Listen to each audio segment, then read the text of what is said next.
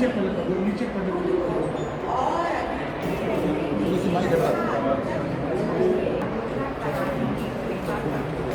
मुझे बहुत आश्चर्य होता है कि प्रेमचंद जैसा रचनाकार भी देवी के सामने इस तरह से आग्रह कर रहा है।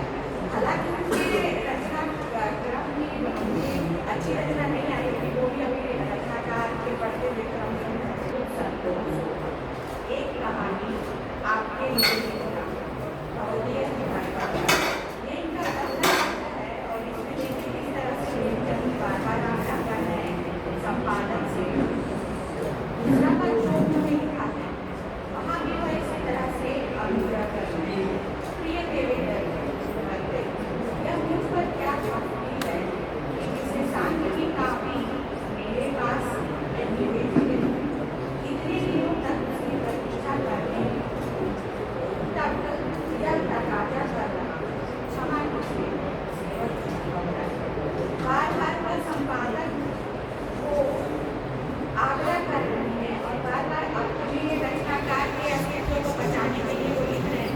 ये मुझे बहुत आश्चर्य लगा कि संपादक इतना महत्वपूर्ण हो जाता है। तीसरा पत्र जो वो लिखते हैं वहाँ वो कहते हैं प्रिय देवेंद्र, क्या गबन की आगे मना सरस्वती में ना निकालिएगा। अब तो लगभग 2 महीने हो गए हैं।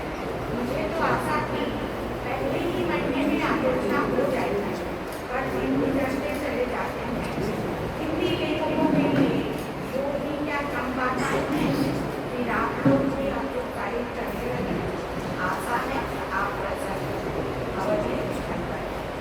चौथा पत्र जो वो लिखते हैं उसमें भी वो बार बार ये कहते हैं कि मेरे कहानियों को आलोचना कर चाहेगा।